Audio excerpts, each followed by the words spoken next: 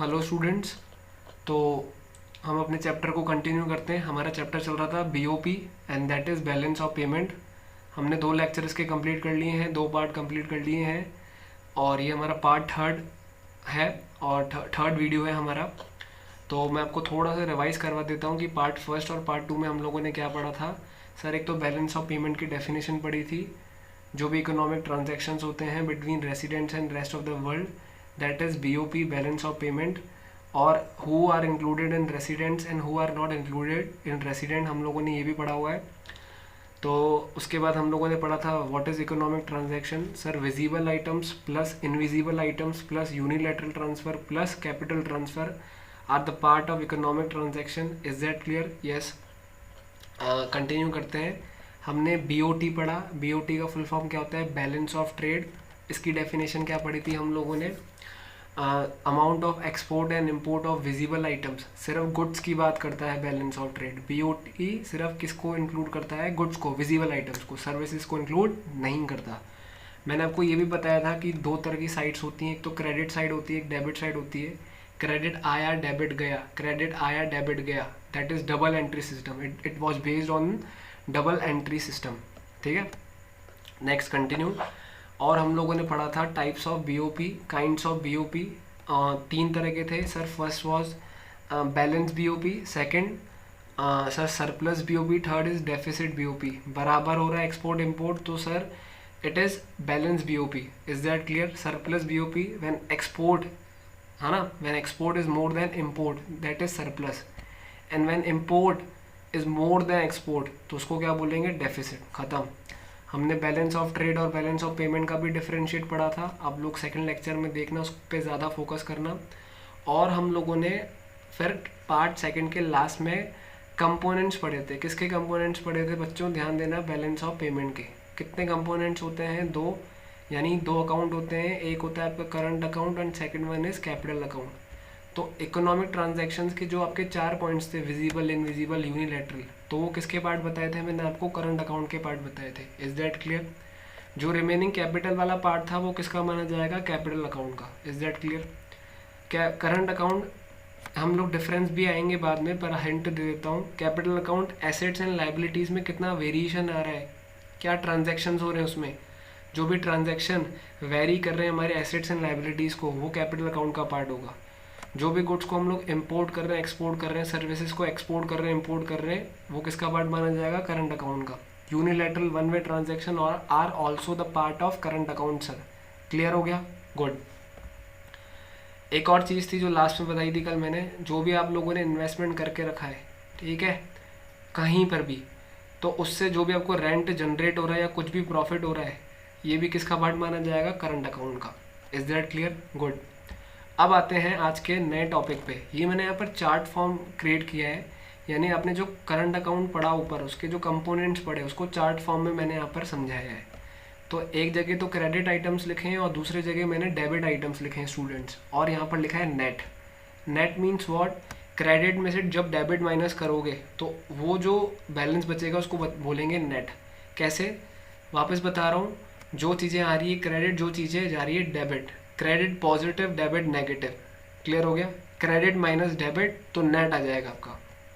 For example first point पे सब यहाँ ध्यान देंगे। आपने गुड्स का एक्सपोर्ट किया, आपने गुड्स का एक्सपोर्ट किया, यस सर, आया, पैसा आया, रिसीव हुआ।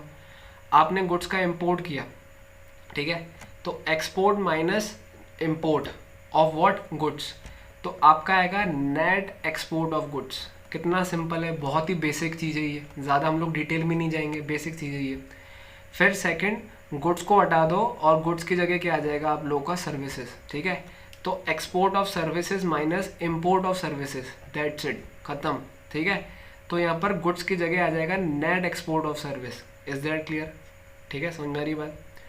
थर्ड आएगा बेटा यूनिलैटरल ट्रांसफ़र। आपके भाई ने आपको पैसे भेजे, आपका भाई अमेरिका रहता है और आप इंडिया में, ठीक है, तो आपके भाई ने आपको पैसे भेजे, ठीक है, तो जो पैसा आपने रिसीव किया, बेटा यहाँ पर थर्ड वाले पॉइंट में कैपिटल रिसिप्ट लिखा हुआ है, इसको मैं हटा देता हूँ, ठीक है, ये कैपिटल रिसिप्ट नहीं माना जाएगा, इसको ट्रांसफ़र रिसिप्ट बोलेंगे। क्या बोलेंगे? Transfer receipt, transfer receipt. Is that clear? थोड़ा यहाँ गलत लिख दिया था पर मैंने उसको हटा दिया है तो यहाँ पर आप लोग लिख देना, जब आप नोट्स बना रहे हो तो यहाँ पर लिख देना transfer receipt. Is that clear? ठीक है।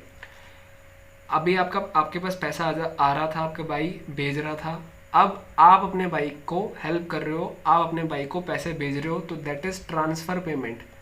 आया तो ट्रांसफ़र रिसिप्ट, गया तो transfer payment. Is that clear? इसको बोलेंगे नेट ट्रांसफ़र रिसिप्ट। क्या बोलेंगे? Net transfer receipt. Transfer receipt में से ट्रांसफ़र पेमेंट माइनस किया तो sir it equals to net transfer receipt. That's it. ठीक है, आगे बढ़ते हैं। तो अब जो नेक्स्ट आता है आपका फोर्थ पॉइंट, वो होता है income receipt and payment. Rent आया तो सर रिसिप्ट, रेंट पे किया तो पेमेंट। तो receipt minus payment equals to sir what? Net income receipt. क्या बोला जाएगा? Net income receipt. आई बात समझ में? अभी जितने भी जो क्रेडिट आइटम्स है ना, जो क्रेडिट साइड सारे लिखे हुए हैं, इनको सबको प्लस करते जाओ तो बच्चों ध्यान से समझना है, आपका आएगा करंट रिसिप्ट। क्या आएगा आपका? Current receipt. दिख रहा है, मैंने यहाँ हाईलाइट किया करंट रिसिप्ट। डेबिट आइटम्स का टोटल करो तो उसको बोलेंगे करंट पेमेंट। क्या बोलेंगे? Current payment. ठीक है, current receipt minus current payment. और जो नेट वाली जो साइड है, जो नेट वाली साइड है, ये रहा नेट, इसका टोटल करो तो आएगा करंट अकाउंट बैलेंस। क्या आएगा बच्चों? Current account balance. I repeat, current account balance. ये था चार्ट फॉर्म आपका। आई बात समझ में? बहुत ईजी है। आगे कंटिन्यू करें। Yes sir. अच्छा बच्चों, कई सारे बच्चे मेरे से पूछते हैं और कई सारे बच्चों का ये कन्फ्यूज़न भी होगा सर कि करंट अकाउंट से पता क्या पड़ता है। देखो स्टूडेंट्स, करंट अकाउंट जनरली मैंने आपको बताया था एक्सपोर्ट और इंपोर्ट के बारे में बताता है, और वन वे ट्रांजैक्शंस के बारे में बताता है, और इन्वेस्टमेंट इनकम के बारे में बताता है। तो जितना ज़्यादा हमारे देश में गुड्स का एक्सपोर्ट होगा उतना हमारी सोसाइटी आगे बढ़ेगी। ठीक है, उतना हम लोग की, हमारी कंट्री का डेवलपमेंट होगा। Is that clear? सबसे मोस्ट इम्पॉर्टेंट चीज़ आप लोग को ये समझनी है, जितना एक्सपोर्ट होगा उतना हमारा इंडियन प्रोडक्शन क्या होगा? बढ़ेगा। तो करंट अकाउंट से पता पड़ता है जितना, अच्छा एक और चीज़, जितना प्रोडक्शन होगा उतना ज़्यादा एम्प्लॉयमेंट होगा। ठीक है, प्रोडक्शन बढ़ रहा है, एम्प्लॉयमेंट बढ़ रहा है, लोगों की इनकम बढ़ रही है। ठीक है, तो ये सब सारी जो चीज़ें हैं कौन शो करता है, कौन इंडिकेट करता है? Current account. Is that clear? ये है मेन इंपॉर्टेंस किसकी? करंट अकाउंट की। ठीक है, करंट अकाउंट में भी सरप्लस होता है, करंट अकाउंट में भी डेफिसिट होता है। Is that clear? यानी अगर क्रेडिट आइटम्स डेबिट आइटम्स से ज़्यादा है तो सरप्लस, और अगर डेबिट आइटम्स क्रेडिट आइटम से ज़्यादा है तो व्हाट? डेफिसिट। बहुत सिंपल है, बहुत सिंपल कंसेप्ट। ठीक है बच्चों, आगे बढ़ते हैं। तो अब स्टूडेंट्स हम लोग पढ़ते हैं components of capital account. Components of capital account. Sir इससे पहले हम लोगों ने क्या पढ़ा था? इससे पहले हम लोगों ने पढ़ा था components of current account. Sir उससे पहले क्या पढ़ा था? Components of BOP. देखो बीओपी के कंपोनेंट्स दो, करंट और कैपिटल। ठीक है, फिर करंट अकाउंट के कंपोनेंट्स क्या थे? Visible, invisible, unilateral. ठीक है, और इन्वेस्टमेंट इनकम। अब हम लोग किसके कंपोनेंट्स पढ़ रहे हैं? यहाँ से ध्यान से देखो, यहाँ पर कैपिटल अकाउंट के सर। ठीक है, ये थोड़ा मैं पेन का चेंज कर देता हूँ पेन को। देखो बच्चों, मैंने आपको कैपिटल अकाउंट बताया था जो ऑल्टर करता है, जिसके कारण एसेट्स एंड लाइबिलिटीज़ में ऑल्ट्रेशन आ रहे हैं, चेंज आ रहे हैं। ठीक है, तो पहला कंपोनेंट कौन सा है बच्चों? बोरोइंग्स। क्या दे रखी है? बोरोइंग्स। जनरल सी बात है, पैसा मैं उधार लूँगा, या तो पैसा मैं उधार लूँगा या तो पैसा मैं लैंड करूँगा। ठीक है, तो अगर मैं पैसा बोरो कर रहा हूँ तो ये कहाँ शो होगा? Credit side. यहाँ पर भी क्रेडिट डेबिट, क्रेडिट डेबिट। ठीक है, रिसिप्ट्स सर क्रेडिट साइड क्यों? बोरिंग्स कर रहे हैं, पैसा ले रहे हो ना, उधार ले रहे हो ना, तो अभी तो इनफ्लो हो रहा है ना पैसे का, तो रिसिप्ट्स कहाँ शो किया जाएगा? Credit side. ठीक है, from other country. Is that clear? अच्छा, जो भी आप लैंड कर रहे हो, ठीक है, या फिर जो भी आप रीपे कर रहे हो, जो लिया वो वापस देना तो पड़ेगा ही सही भाई, तो वो किस में शो होगा? Debit side. Is that clear? Liabilities में वेरिएशन आ रहा है बच्चों। ठीक है, पैसा लूँगा मेरी लाइबिलिटीज़ बढ़ जाएगी, बोरिंग करूँगा, जनरल सी बात है, सोचने वाली बात है। आ रही बात समझ में? पैसा वापस लौटा दूंगा तो मेरी लाइबिलिटीज़ क्या हो जाएगी? कम हो जाएगी। Is that clear? यस।